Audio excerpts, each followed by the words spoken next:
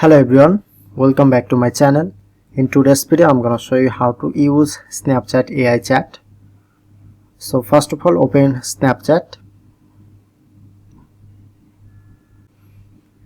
click on to chat, and now shown here my AI. Tap on this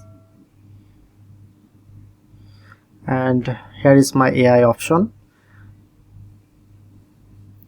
Now I'm typing anything like how to block someone.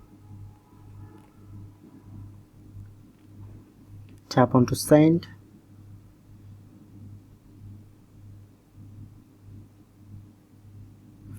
And my AI in details this process how to block someone. To block someone on Snapchat, you can swipe right to go to the chat screen, and he provide all thing and all process. So this is the main region in Snapchat AI chat. So that's how you can use Snapchat AI chat. If in this video helpful, please hit the like button and subscribe our tutorial channel for more video.